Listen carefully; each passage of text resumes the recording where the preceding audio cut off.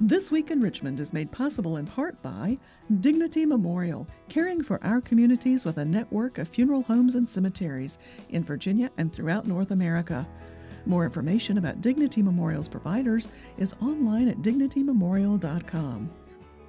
The Virginia Chamber of Commerce, the voice of the Virginia business community, working in legislative, regulatory, and political arenas to promote the free enterprise system.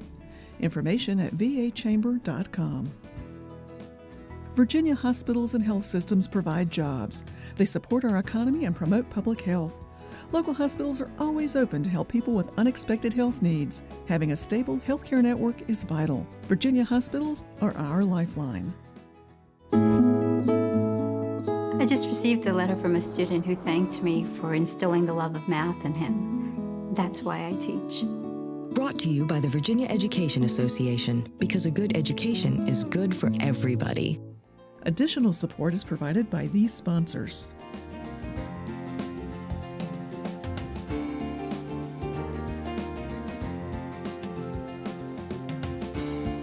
And by the members of Virginia's public television stations. Thank you.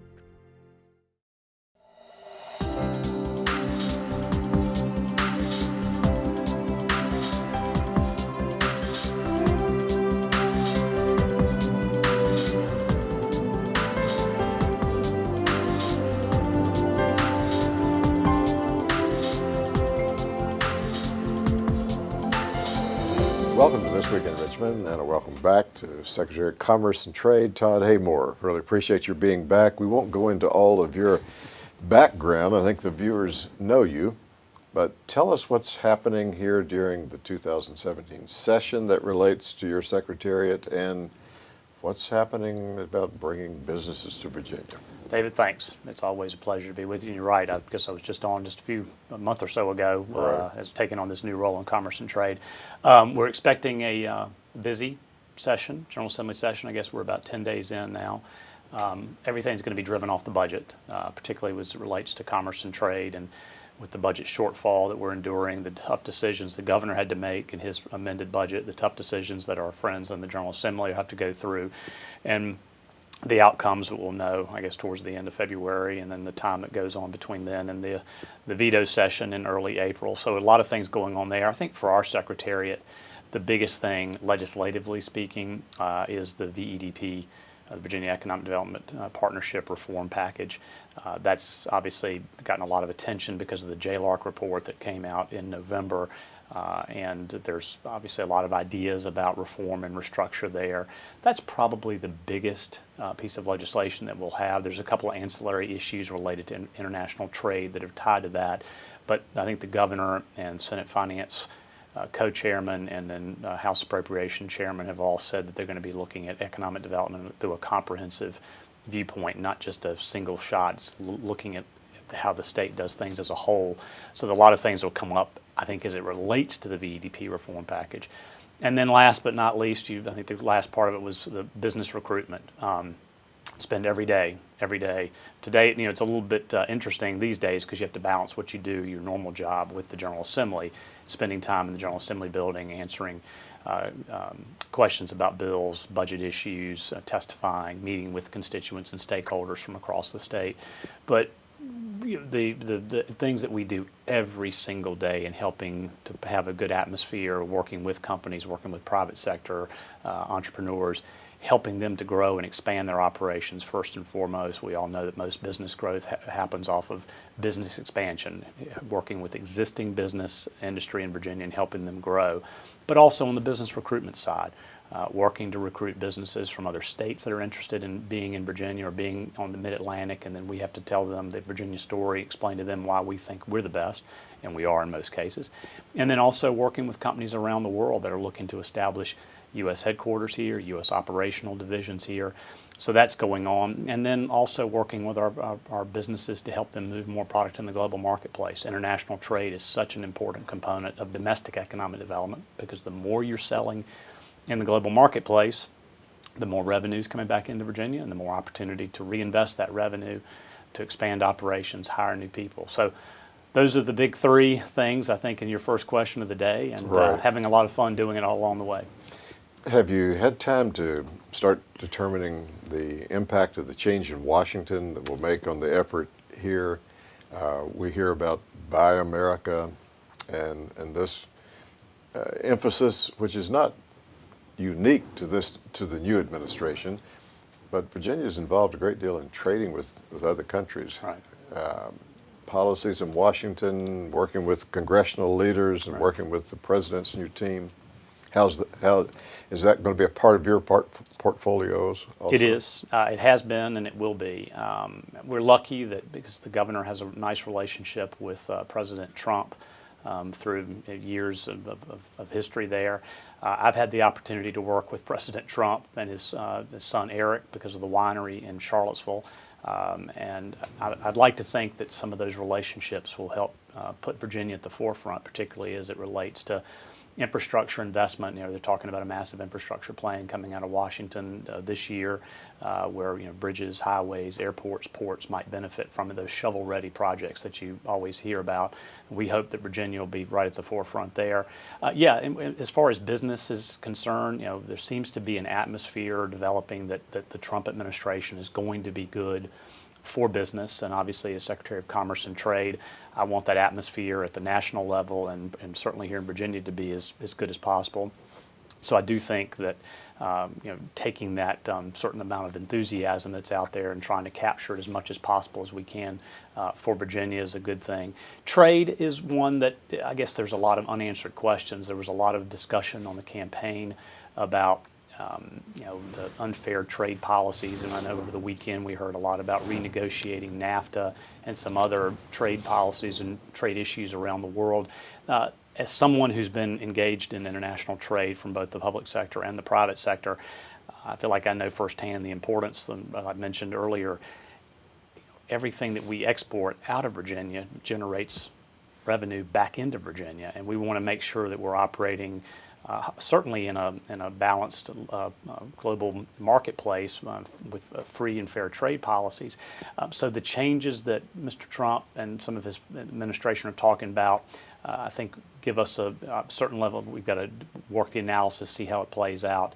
We just want to be sure that we can continue exporting as much as possible and work with that administration to make sure that they understand the impact that trade disputes, trade wars, even those phrases have been thrown around lately, will have not only on Virginia but the other 49 states. And that's one that we're probably going to be watching as close as anything out of the next few months as the administration takes shape and they really start getting into policy that will impact our businesses and the economy. So watching it very closely.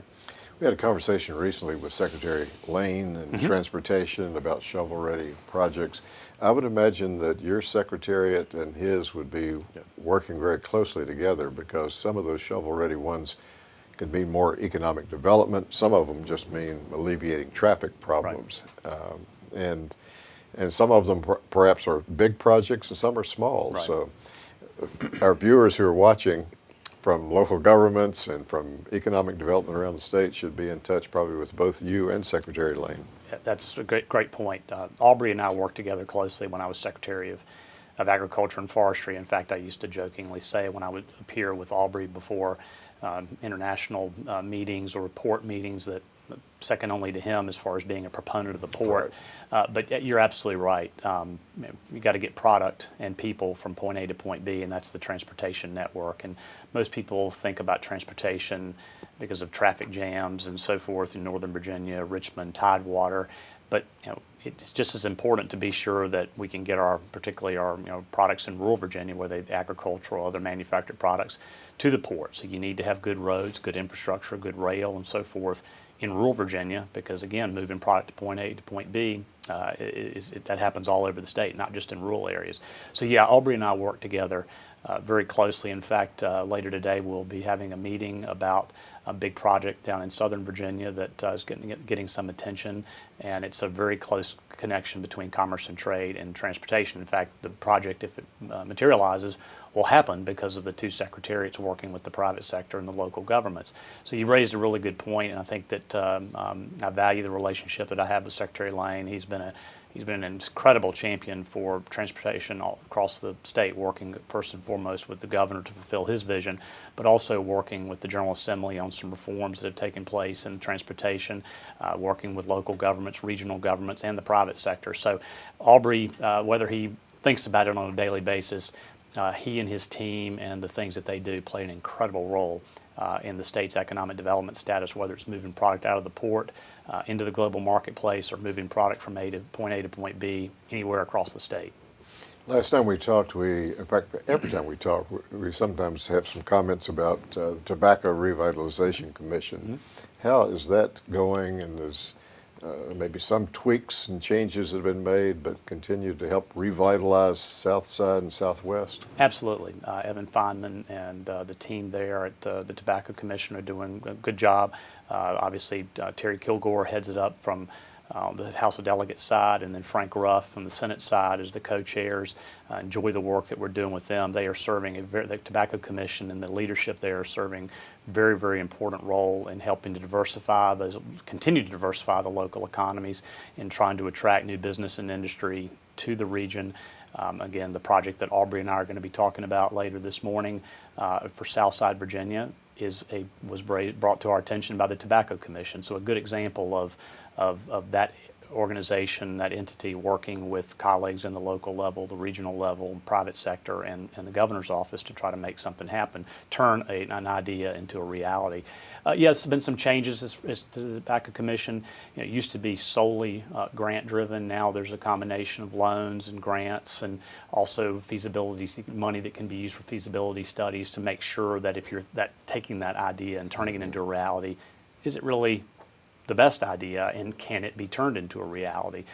So a lot of things going on there that are spurring economic development growth in Southside and Southwest Virginia. And as a product of Southside, I want the Tobacco Commission to be as successful as possible because the reason it was created in the late 90s was because of the downturn in the tobacco industry and the settlement of the lawsuits between the government and the tobacco industry. All that money, Virginia used that money very, very wisely. A number of states just pumped that money straight into their general fund budgets, and it was gone within a matter of years. Virginia indemnified the money, spread it out over a number of years, and I think we've talked about it before. Two Southside guys, right. Senator Charles Hawkins and Delegate Whit Clement, two personal friends of mine, had the foresight to think this was a good thing to do as far as stretching out the money over a number of years and using it to diversify that economy. And it's working. They've obviously had a few issues over the years, but show me an organization that's been in existence Right. for almost 20 Yes. years that doesn't have issues. But again, very proud of the work that the Tobacco Commission's doing. Secretary Haymore, thank you so much for being on This Week in Richmond. Brief conversation today, but we look forward after the session and after some of your travels of continuing the conversation with you and with our viewers. Anytime, David. Thanks a lot for having me. Thank you.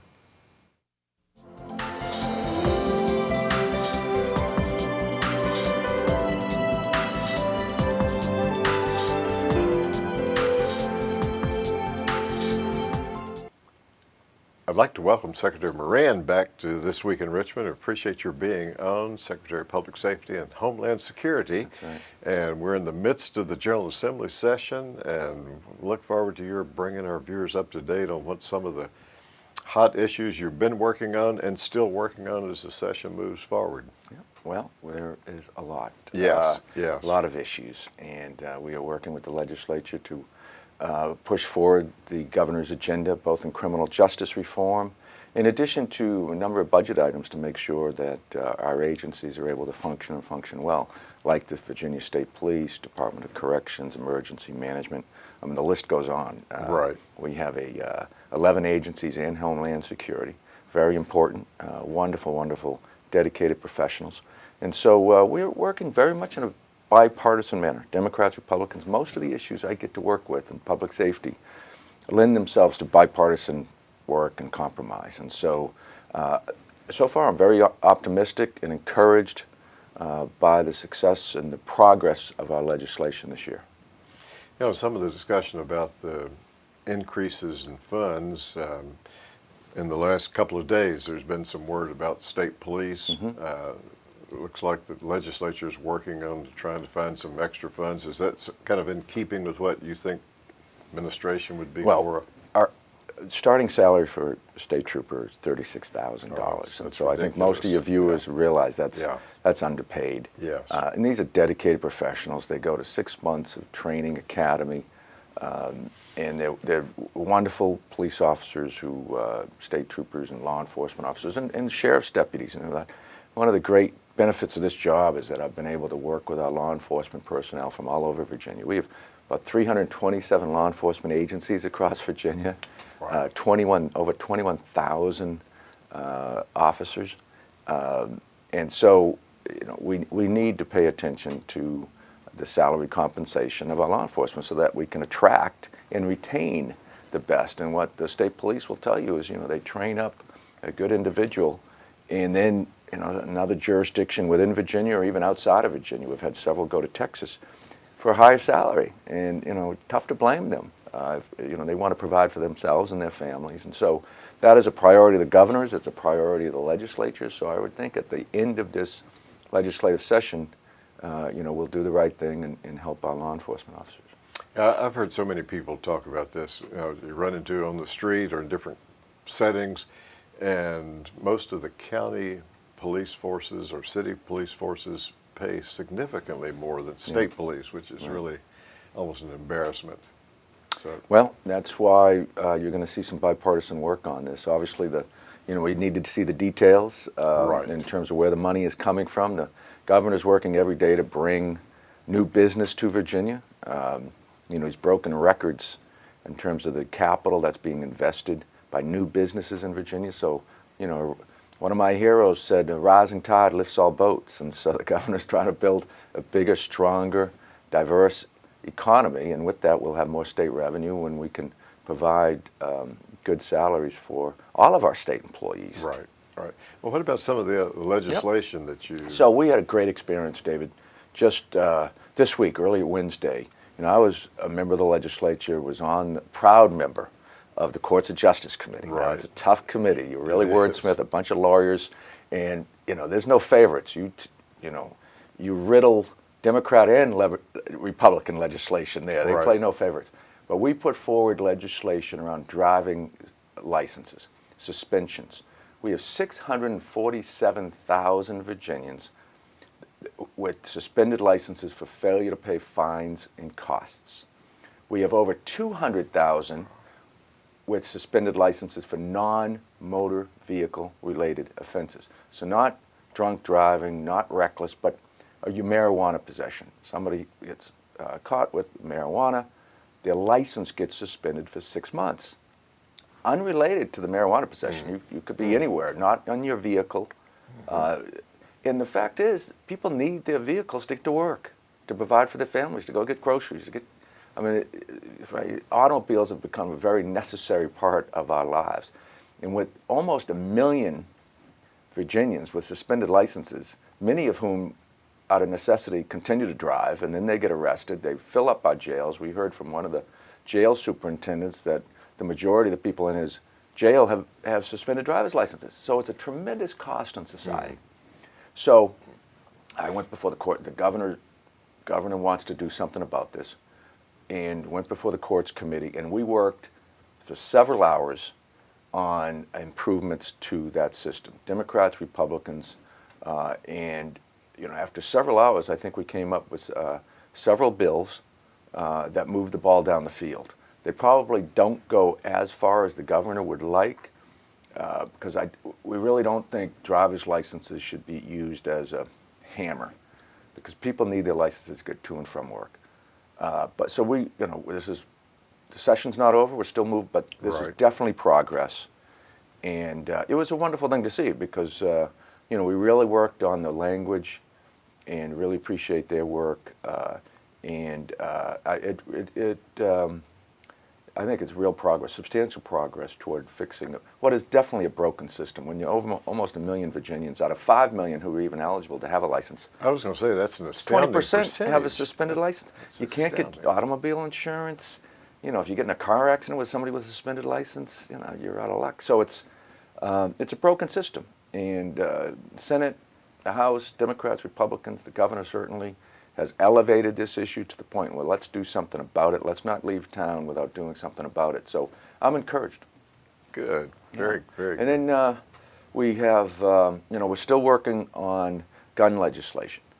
Last year, we were able to work at bipartisan compromise to come up with the toughest domestic violence law in the nation. We also expanded gun background checks. And we're working on guns. And David, I don't have to tell you that anything having to do with guns in Richmond is very polarizing. You got organized groups on the right and the left on this issue. Very difficult to try to bring both sides together and come up with anything. But last year, we worked on legislation that focused on domestic violence victims.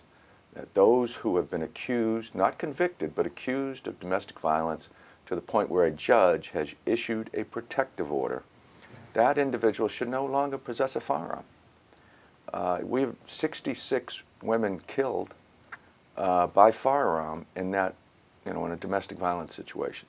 So the governor recognized that this is a real threat to public safety. And so we came up with legislation that prohibits someone from continuing to possess a firearm if you have a protective order against you. Toughest law in the nation. I talked to states from all across the country, because at the time we were negotiating this, many said, well, this state does this state does that. Turns out, no. I checked with those states, and this is the toughest. And so very proud of that. We're trying to expand it to non-family abuse protective orders, because it's really working very, very well. I've talked to prosecutors from around the state. They're thrilled. Victim advocates are thrilled with the bill, with the law now. We have a prosecution going on right now in Henrico County. And so we think it's working, we know it's working, and we want to expand it to non-family abuse orders. So lots going on, David. So it's a lot of fun. We're doing good things. We were talking before the show that anything connected with guns gets a lot of attention, and a bill that I observed that I'm sure will be amended at some point, but as introduced, was going to give an excuse for voting absentee if you were lawfully entitled to carry a gun. And it dawned on at least some of the members of the committee who had advanced the bill that would really become no excuse absentee voting if it went through that way. I'm sure as our viewers, if they follow that bill, they probably will see it change to concealed weapons, and then we'll see the fate of that bill. But as it. But how would a registrar at the school know that the person would be otherwise entitled to a concealed carry permit? Or, I mean, there's a lot of. I'd have to try to figure out. Poor registrar. We ask them to do a lot as it is. We have to. Oh. How would they know the person? And anyone is eligible to carry a firearm in Virginia as long as you don't have a felony or you have been committed to a mental institution. You're eligible to carry a gun. Yeah. And so and with a felony, you can't, unless the governor's restored your rights, you're not eligible. So, yeah, I mean, hey, all those bills, that's why we have a bicameral legislation. Yes, right. They start in the Senate, and then the House gets to take a look at them if it passes the Senate. And then ultimately it comes to the governor's desk. And then we get a real chance to review each and every word and what the consequences are. A lot of these bills have unintended consequences. Right. They have good intent, patron, very sincere, this is a good bill. It impacts maybe this one constituent, but it may impact a lot of other constituents in a way that you didn't intend. And so it's I'm sure it's a challenge for registrars, because if you check those blocks are, they don't really have any. It's almost an honor system to some extent. But a bill that you'd be interested in that I think is coming out of the House, having to do with protective orders, would give that person who has a protective order, it would give them the ability to mark that on their request for an absentee ballot and vote absentee. Arose from a situation in Giles County, and the delegate who brought it forward, because someone who I guess had every reason to think that someone was going to be checking to see where she was living. Interesting. Because you have to, when you go in to vote, you have to, your address, whatever your address is, you have to say your address. So it's a good public safety. Yeah. I mean, based on that representation, it sounds like the right thing to do, because you don't want to reveal where the person is, and the person's stalking them too. They come to the polling place. Generally, we're in favor of more making it easier to vote. One day on that Tuesday, the first Tuesday of November. I mean, we're generally supportive of expanding early voting and make it easier Right. to people vote. Why do we put up these barriers in the first place? So, Secretary Moran, our time's out, but we're going to have you back after the session to give a wrap up on Love to. things. And thank Love you to. very much for No, being on my the show pleasure. today. Thanks for having me, David. Thank you. Thank you.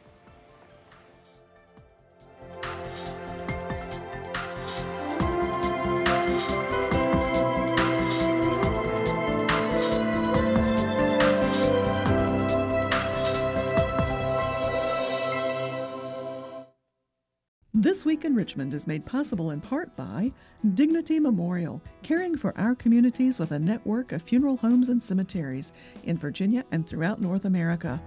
More information about Dignity Memorial's providers is online at dignitymemorial.com.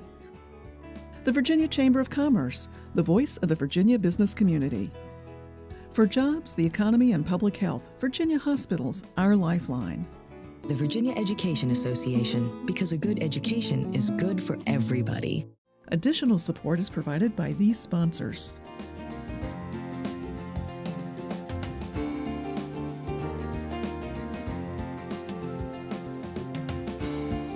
And by the members of Virginia's public television stations. Thank you.